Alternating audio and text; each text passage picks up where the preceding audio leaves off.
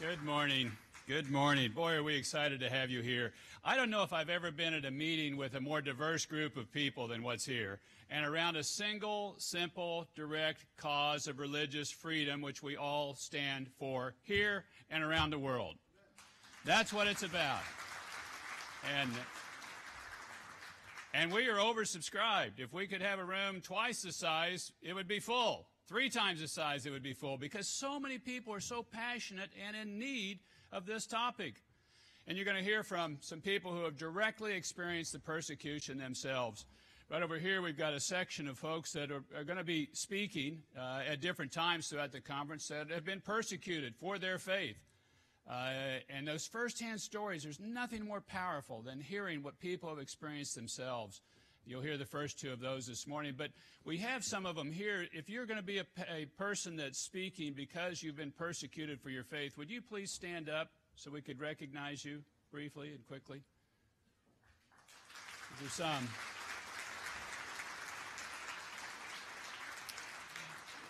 Yesterday we started with a powerful session at the Holocaust Museum. And it was amazing to go through there with these individuals. They are touring it, seeing what had happened in that persecution, the Holocaust that had occurred. And one of them came up to me and said how unimaginative evil is. Keeps doing the same thing, horribly, horrifically. And yet our task is to stop that from continuing to take place. And that's what we're going to move to do. This is the first ever ministerial to advance religious freedom that in our account and recollection and review of history has ever taken place. We're absolutely delighted you're here for this truly historic event. I've already had interesting pictures taken with different people of different faiths standing side by side, smiling, joyous. And I look forward to many more of those taking place. We have members of the faith community of Muslim, Jewish, Christian, Buddhist, Hindu, Sikh, Baha'i, Yazidi, and other groups. We were as inclusive as possible because we wanted to include everyone of every faith or no faith at all, everyone who cares about religious freedom and who will join us in this cause. And all that was intentional because religious freedom really truly is for everyone. It's a right given by God and is a beautiful part of our human dignity. Your presence is an encouragement to people of faith around the world that someone cares about their plight and will fight to promote and defend their freedom. Your presence speaks to the importance of religious freedom. Yet, unfortunately, a large majority of the world live in countries or areas where the freedom to practice their own faith is severely limited, prohibited, or in extreme cases, deadly. People across the globe are being oppressed, brutalized, and killed for seeking to practice their faith or live according to their beliefs. Others face persecution, discrimination, and harassment. This cannot be allowed to continue.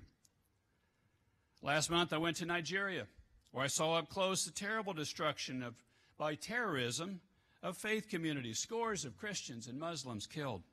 In Burma, the situation in northern Rakhine State constitutes ethnic cleansing of the Rohingya, a religious minority. In Iraq, religious minority groups of Yazidis and Christians victimized by ISIS are still in dire needs of security and assistance. In Turkey, Pastor Andrew Brunson remains wrongfully imprisoned on false charges. In China, large number of Uyghur Muslims are being sent to re-education camps. Tibetan Buddhists face significant restrictions in organizing their own faith, and Christian house church leaders are imprisoned. The lack of religious freedom anywhere is a threat to peace, prosperity, and stability everywhere. The right to freedom of religion and the ability to live according to the dictates of your own soul is under attack in the world. This must change. And that's why you're here. This is a noble cause, but it's also a very practical one. Where religious freedom is promoted, economic opportunity grows, security increases, and people flourish. Countries seeking to be more free and economically prosperous must devote themselves to protecting this fundamental right of humanity. Protection for this freedom, along with the freedoms of peaceful assembly, association, and expression, are foundations for a flourishing society. So ours is a great task. If successful, more people around the world will experience a burst of freedom that they have never known, a freedom that will yield great improvements for humanity and an expanding atmosphere of peace. We cannot afford to fail. Let us redouble our efforts to expand religious freedom. Now, here's where you come in. We need you in this cause. If we're to make progress, we need more people to get in the ring, to fight for religious freedom, and to advance it worldwide. We need all of you and many more. And that's why your participation here is so vital. Civil society groups are often the first reporters of atrocities and persecution. You're often the first to offer support to those who desperately need it. You are on the front lines. The role of civil society cannot be overstated in helping us win this fight. And that's why we're dedicating 2 days of this ministerial to engaging with civil society groups like yourselves, to empower you, but to also learn from you. We rely on your contributions now to inform our annual International Religious Freedom Report and your efforts to press governments to act. We rely on your insight to better understand where persecution, discrimination, or violence is heating up. And we look to you to help us craft the right responses to impact the most people. We need you to help us equip individuals to understand their rights, to empower them to assert their rights, and fight for them when governments or non-state actors seek to infringe upon those rights. Reflecting the importance we place in your voice, I began convening weekly roundtable meetings with a number of you in this room, where civil society groups would come together and we would exchange what's taking place and promote each other's efforts and actions. We need better coordination and action within the broader religious and advocacy community. That's a good part of what these 2-day seminars are about. We need partnerships in the defense, the security, the foreign affairs, the foreign aid communities to help us pursue universal respects for this freedom. We need your help using the media and technology platforms to fight against intolerance and xenophobia targeting religious communities. And we as the United States government need to integrate religious freedom further into our national security strategies, our economic strategies, and our assistance programs. And you'll hear from a number of government officials that will talk about that. We must commit to using all the might, the machinery, and the moral authority we have to stop those nations and actors who trample on free souls. We need to do that. We need that.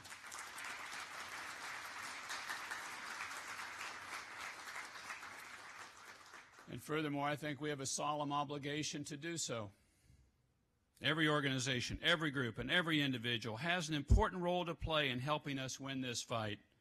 We know we cannot get this done on our own. We need your help.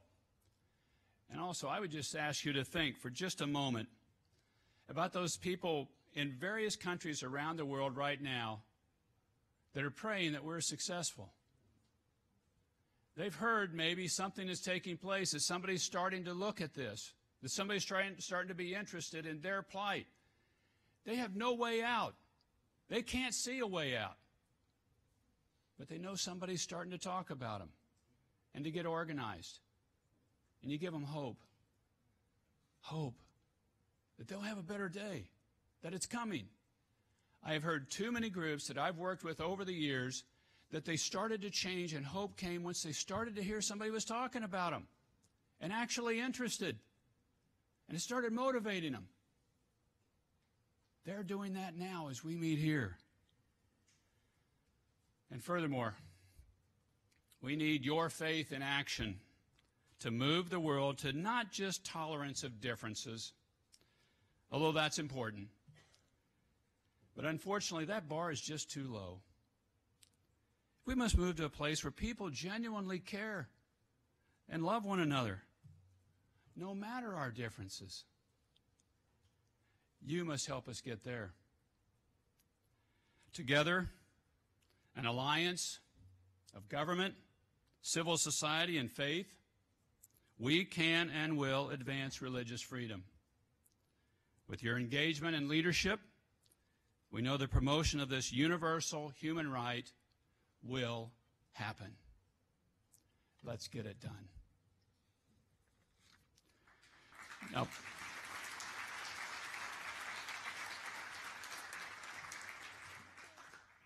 I'm excited about this next section because this is the testimony of the people that so motivate me all the time. As I travel around the world, I meet with people that have been persecuted, and it is their experience that just makes my blood boil so many times to hear that somebody's treated that way. And I want to do something against it. Well, now you're going to hear the first of many stories that are going to be featured of survivors, those who've experienced what we hope and pray no one else will have to repeat. It's my honor to introduce the first two, representing two persecuted religious communities in China, Christians and Uyghur Muslims. Jamie Powell is our first survivor to speak. She's here on behalf of her husband, Pastor Sao John Sanchang, to represent the persecuted Protestant house church members in China. After Chinese authorities harassed John for decades due to his pastoral and ministry work in China, John decided to focus on humanitarian work in Burma to help educate impoverished and vulnerable children. Chinese authorities detained him last year and convicted him this March when he attempted to return to China from Burma. Authorities sentenced him to 7 years in prison. After Jamie speaks, we'll hear from Tahir Hammout, representing the Uyghur Muslim community. We're deeply concerned by the Chinese government's long-standing efforts to suppress Uyghur Muslims and Tibetan Buddhists. We are particularly troubled by reports of the Chinese government's deepening crackdown on Uyghurs and members of other Muslim minority groups in China. One example is the detention of hundreds of thousands of Uyghurs and other Muslims in facilities ranging from makeshift holding centers to prisons, ostensibly for political re-education. Most Uyghurs know someone, including members of their own family, who have been detained in these camps, unable to communicate with them for indefinite periods of time without any apparent legal authority, fair legal process, or remedy. The reports we are receiving about these camps are horrific and shock the conscience. I know we're all eager to hear their stories. I want to thank you, Jamie, and Tahir, for your willingness to speak today.